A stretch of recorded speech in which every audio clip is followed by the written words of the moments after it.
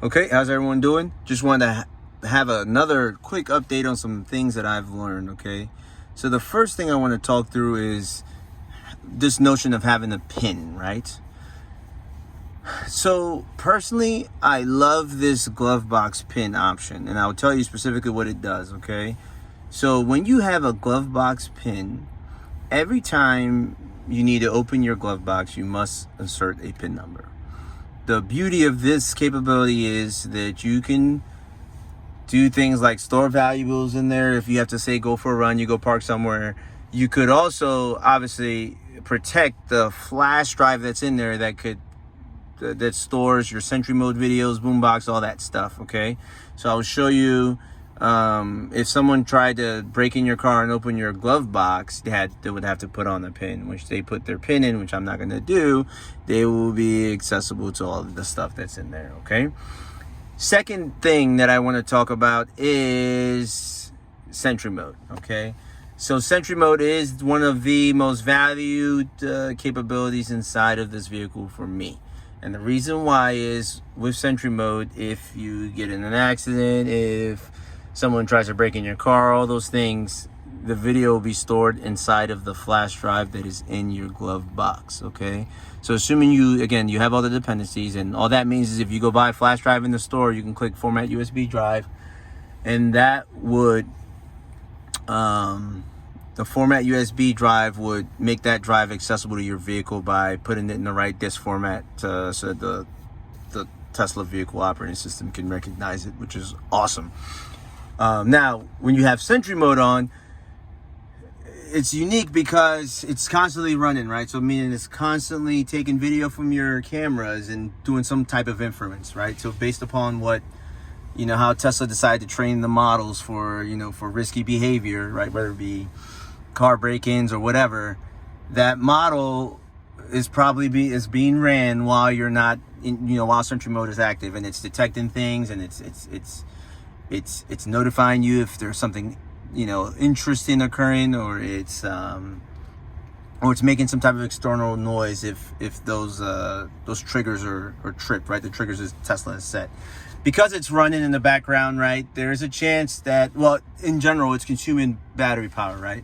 So you can exclude certain areas so that you maximize on your battery capacity, which personally, I don't see that big of a draw. Personally, I haven't seen it, but you know what? I'll post another video and actually be a little bit more deliberate about it in the future. But what I do usually is exclude the areas that I know are trusted areas, like my house, right? Meaning I have another camera system in my garage or outside that could detect if someone was trying to do something with my car. So, right, I exclude the home so that I don't consume too much excessive energy. But yeah, that's that.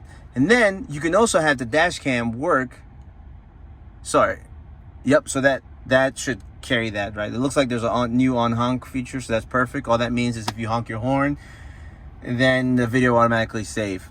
The only other portion I want to talk about right now is trips, okay? So in the Model 3, right, you have this trip viewer, or you have an energy bar where you can see your energy consumption. When I bought this Model S, I was like, where the hell do I see my energy consumption? Okay, so under trips, you can use this to evaluate your general efficiency, right? And this is very, very helpful for me. So I'll tell you how I do the math here, okay? So if you look on the EPA website, right, the 353 miles that's been assessed of range that's been assessed for the Model S Plaid with 21-inch rims, is based upon a consumption rate of 33 kilowatt hours per 100 miles. Once you do the math and break it down, that is 330 watt hours per mile. So what does that mean? Well, if this car is rated for 353 miles, right, with a 330 watt hour consumption rate, what that means to me as an owner is, as long as I am under 330 watt hours per mile, I am going to get I would get the rated range, right? So if I'm under it, that means I'm going to get more than the rated range. So what does that mean? If this value right here, so for this 504 mile, right? If this value right here of average energy said anything lower than 330 watt hours, then the assumption is I will get less range than 353 miles. And that's kind of that's the key to being a, let's say, an aware Tesla driver, is being aware of energy consumption, right? So you see certain YouTubers post videos where they'll say, they'll look at kind of some in-depth values in regards to range, right, to assess their range. You could do that, but again, usually what I do is I base it on what my consumption rate is, right? So if you see overall, right, over the age of the vehicle, I've done 504 miles. That's as much energy as I've consumed. This is the average consumption I have, right? So again, looking at this being, 30 watt hours less than or a little bit less than 30 watt hours less than the EPA rated, I'm good, right? I should probably get like 360 or 370 miles with this vehicle, which is awesome for having 21-inch wheels. I would tell you the hidden trick to get in range in any Tesla is autopilot, right? Because if you think about it, as a human being, you have to control your muscles, right? Every time you accelerate, decelerate, you have to apply thoughts on all that. The moment you activate autopilot, that goes away, and now you have a kind of a very efficient way to accelerate and decelerate. So in my mind, what I've learned is the energy consumption is is a lot more efficient on autopilot versus when you accelerate as a human, right? Because all the emotions and everything are taken out of it. Okay, so that was a quick walkthrough of trips. I love trips, right? That is the next level thing. In fact, I would tell you that I do not care what range is displayed in the vehicle. Okay, so if you look here, right, you can either do percentage or distance. If you look at distance, it gets trickery, right? It gets tricky because as you can see, it says 213 miles. And when I go back to percentage, that's at 60%. So what does that mean? That gets a little weird, right? Because now what it's saying is, well, based upon the driving dynamics that you've exhibited, right, you will get this amount of range. But what happens when I get the 213 miles of range? What happens when I get excited, right? So again, switch the percentage to 61 and go to distance is 213. What happens when I get excited, right? Obviously, it's going to consume in a way that I don't know, right? And knowing that that's the case, I usually look only at percentage, okay? And the hidden trick, again, as an advanced Tesla owner, I'm calling myself an advanced Tesla owner because I've been driving these cars for about 2018 was my first one. It's about 3 years, right? But I'm always a rookie because things are changing and software updates occur. So take that for what it is, right? But the logic is to keep myself between 20 and 80% when it comes to charge. So if I'm traveling somewhere, I usually start actually above that. But my day-to-day looks like about 100 miles of driving, right? So 50 miles to work, 50 miles back.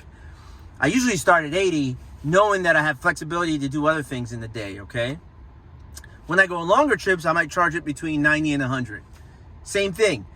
The difference is, at home on a day-to-day going to work, I charge to 80% by just plugging it into my Tesla home charger. And then when I go to on trips, I just charge higher. And then again, the logic is if I get at 20 or below, superchargers, those are the optimal conditions for superchargers, right? Because what happens is at a supercharger, you get higher rates of speed when your battery capacity is lower than 20%. Okay, so I don't even do distance, right? This is for rookies, right? Kings and champions go percentage, and that's my recommendation to you. Okay, if you look at my charging, so again, what you see are the statistics from home. I usually at home do like 80, 83. And then just kind of chill, right? Over time, I think I'm going to optimize a little bit. I might just start going lower. Again, you hear things about battery chemistry. Does it really matter? Probably not, because things are changing. So, yeah, I think that I personally am, let me just say I'm a learner, but those are some things that I learned, and I hope that it helps you. Thank you for your time. Take care. Bye.